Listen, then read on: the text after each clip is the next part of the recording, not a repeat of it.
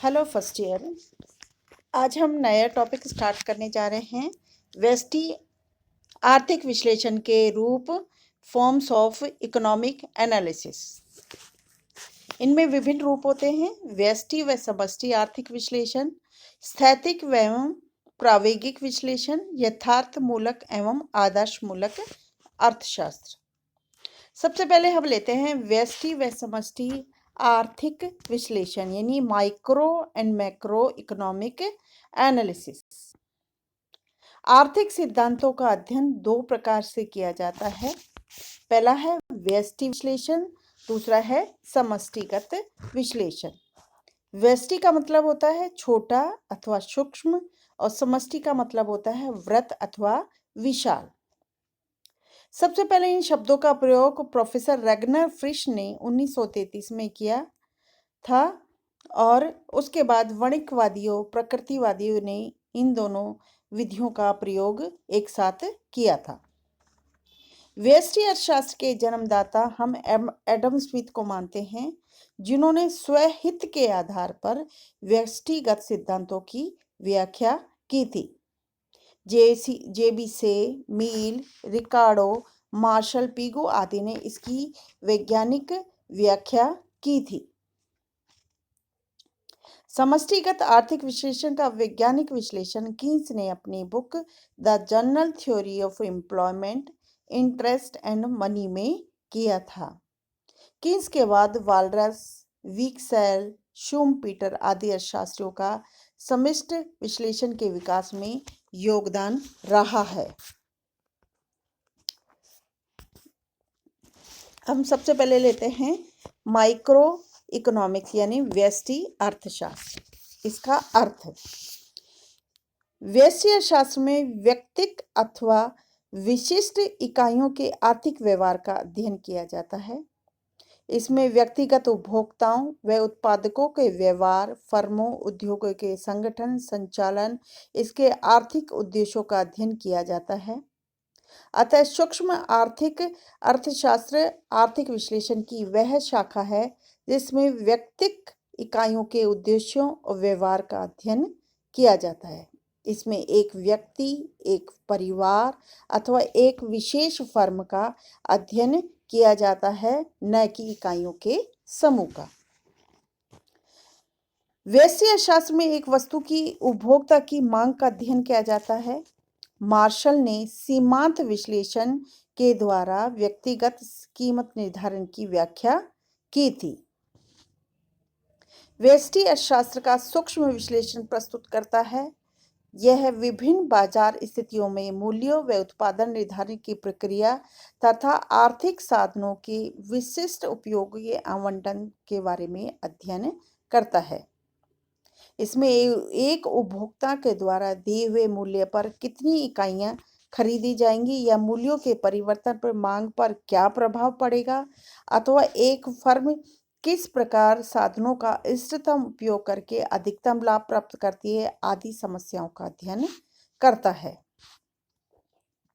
व्यष्टि अर्थशास्त्र के रूप, फॉर्म ऑफ माइक्रो इकोनॉमिक्स।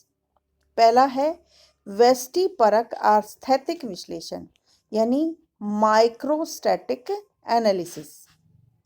यह विश्लेषण की ऐसी स्थिति है, इसमें किसी समय बिंदु पर व्यष्टि चरों के पारंपरिक संबंधों से प्राप्त संतुलन की व्याख्या की जाती है।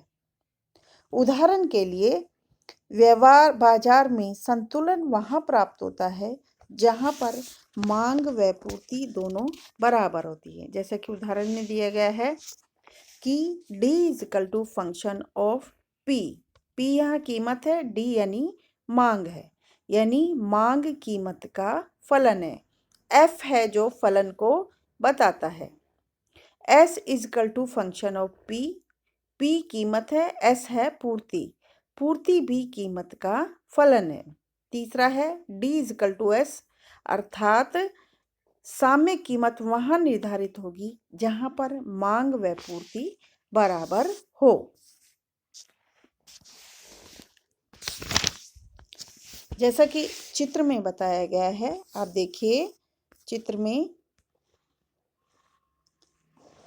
ओ एक्स पे हमने मांग व पूर्ति की मात्रा ली है, ओ वाई पर हमने कीमत ली है। ये मांग रेखा है, ये सप्लाई रेखा है। जो ई बिंदु पर काट रही है, ई बिंदु पर मात्रा निर्धारित हो गई ओ क्यू और कीमत निर्धारित हो गई ओ पी।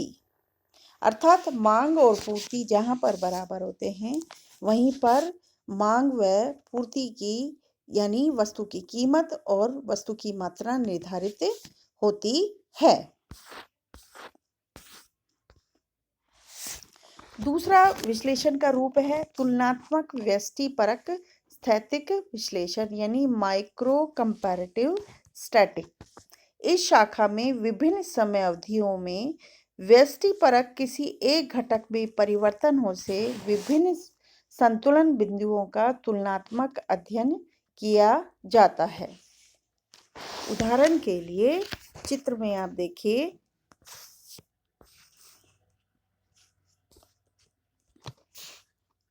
ओ एक्स पे हमने एक्स वस्तु की मात्रा ली है, ओ वाई पे हमने वस्तु की कीमत ली है। स्टार्टिंग में मांग रेखा एस एस है और पूर्ति रेखा एस एस है, मांग रेखा डी डी है। जो ई बिंदु पर संतुलन होता है जहां पर मात्रा निर्धारित होती है ओ क्यू और कीमत होती है ओ पी। अब किसी कारण से इसकी मांग वस्तु की मांग बढ़ जाती है यानी डी डी से रेखा शिफ्ट होकर कहाँ चली गई, डी डी वन पर। जहाँ ई वन बिंदु पर संतुलन होता है जहां पर मात्रा निर्धारित होती है ओ क्यू वन और इसके बाद कीमत निर्धारित होती है ओ पी वन। अर्थात मांग के बढ़ने पर किसी वस्तु के मांग के बढ़ने पर उसकी कीमत बढ़ जाती है और उसकी पूर्ति भी बढ़ जाती है। एक संतुलन पहले प्राप्त हुआ ई और दूसरा संतुलन हमें प्राप्त हुआ ई वन। जब हम दोनों की तुलना करते हैं तो उसको हम तुलनात्मक व्यष्टिपरक स्थैतिक विश्लेषण कहते हैं। इसी प्रकार दूसरे डायग्राम में आप देखिए कि ओ एक्स पे हमने वस्तु की मात्रा ली है, ओ वाई पर हमने वस्तु की कीमत ली है। स्टार्टिंग में डी डी और एस एस बिंदु ई बिंदु पर काट रहे हैं जहां पर मात्रा निर्धारित हो रही है ओ क्यू और कीमत हो रही है ओ पी। अगर सप्लाई बढ़ जाती है, किसी कारण से कम हो जाती है सप्लाई, तो सप्लाई की पूर्ति रेखा ऊपर शिफ्ट होगी, अपवर्ड शिफ्ट होके ई वन बिंदु पर संतुलन होगा और मात्रा हो गई ओ क्यू वन और कीमत ओ पी से बढ़कर ओ पी से बढ़कर ओ पी वन हो जाती है यानी कीमत बढ़ जाती है। अर्थात पूर्ति जैसे ही कम होती है तो मात्रा और कीमत दोनों कीमत बढ़ जाती है, मात्रा कम हो जाती है। जब इन दो संतुलन की हम तुलना करते हैं ई और ई वन की, उसे हम तुलनात्मक व्यष्टिपरक स्थैतिक विश्लेषण कहते हैं।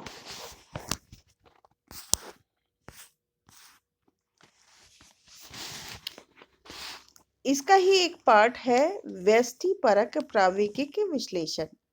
यह आर्थिक विश्लेषण का वह रूप है जिसमें व्यष्टिगत चरों को प्रारंभिक साम्य अवस्था से नई साम्य अवस्था के बीच की परिवर्तन की प्रक्रिया, दिशा व पथ का अध्ययन किया जाता है। इसमें व्यष्टिपरक चरों का अध्ययन समय के साथ किया जाता है, जो कि इसका सबसे अच्छा उदाहरण है मक्कड़ जाल यानी कोवेब मॉडल, जिसका हम आगे अध्ययन करेंगे। व्यष्टिगत विश्लेषण का क्षेत्र यानी स्कोप ऑफ माइक्रो इकोनॉमिक्स। पहला है उपभोग के सिद्धांत। व्यष्टिगत अर्थशास्त्र में हम सीमांत विश्लेषण भी कहते हैं। एक व्यक्तिगत उपभोक्ता के व्यवहार का अध्ययन हम करते हैं। दूसरा है उत्पादन का सिद्धांत। उत्पादन फलन, उत्पत्ति के नियम, उत्पादन की लागतें और साधनों के अनुकूलतम संयोगों का अध्ययन हम करते हैं। तीसरा है वस्तु मूल्य निर्धारण सिद्धांत। इसमें विभिन्न बाजार अवस्थाओं में फर्म व उद्योगों के आर्थिक व्यवहार का अध्ययन किया जाता है। फोर्थ है साधन कीमत निर्धारण सिद्धांत। उत्पत्ति के विभिन्न साधन, श्रम, भूमि, पूंजी, सास आदि के प्रतिफलों का निर्धारण, जैसे श्रम की मजदूरी, पूंजी का ब्याज, भूमि का लगान, साहसी के लाभ के सिद्धांत का विश्लेषण किया जाता है। पांचवा आर्थिक कल्याण के सिद्धांत। व्यष्टि मूलक सिद्धांतों के आधार पर व्यक्ति के आर्थिक कल्याण का विश्लेषण भी किया जाता है। आगे है व्यष्टि विश्लेषण का महत्व, इंपॉर्टेंस ऑफ माइक्रो एनालिसिस। व्यष्टि परक आर्थिक विश्लेषण की एक महत्वपूर्ण विधि है। इसके निम्न महत्व हैं। पहला है, यह विश्लेषण व्यक्तिगत इकाइयों की अपने अपने क्षेत्र में आर्थिक समस्याओं को हल करने में मदद करता है। दूसरा, अर्थव्यवस्था की कार्यप्रणाली का अध्ययन करता है। तीसरा है, संपूर्ण अर्थव्यवस्था के ज्ञान के लिए आवश्यक व्यक्तिगत इकाइयों को ही जोड़कर संपूर्ण अर्थव्यवस्था का निर्माण होता है। फोर्थ है, आर्थिक नीति निर्धारण में सहायक। सरकार की आर्थिक नीतियों के अध्ययन में व्यष्टि शास्त्र यानी व्यक्तिगत इकाइयों के कार्य व्यवहार का अध्ययन किया जाता है। पांचवा, समाज के कुल आर्थिक कल्याण का ज्ञान। व्यष्टिक विश्लेषण में व्यक्तिगत इकाइयों के व्यवहार का अध्ययन किया जाता है। उपभोक्ता की अधिकतम संतुष्टि, उत्पादक की अधिकतम लाभ आदि का संबंध आर्थिक कल्याण से होता है। अगला है व्यावसायिक निर्णयों में उपयोगी। आजकल उद्योगपति प्रबंधक अपने व्यावसायिक निर्णयों में मांग विश्लेषण, लाभ लागत विश्लेषण का उपयोग करके उपभोक्ता मांग को जानने का प्रयास करते हैं।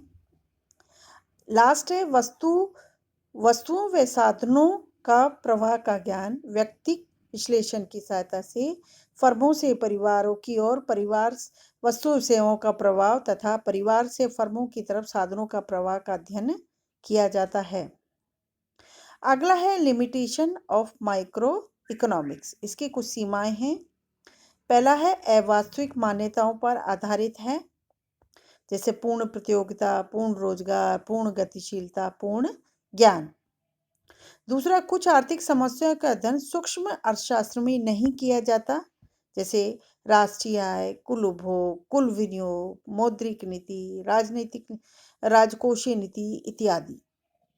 तीसरा, संपूर्ण अर्थव्यवस्था के संचालन का सही चित्र प्रस्तुत नहीं करता। व्यष्टि शास्त्र में संपूर्ण अर्थव्यवस्था का अध्ययन करके छोटे भाग का अध्ययन किया जाता है, इसलिए संपूर्ण अर्थव्यवस्था का ज्ञान नहीं होता। Thank you.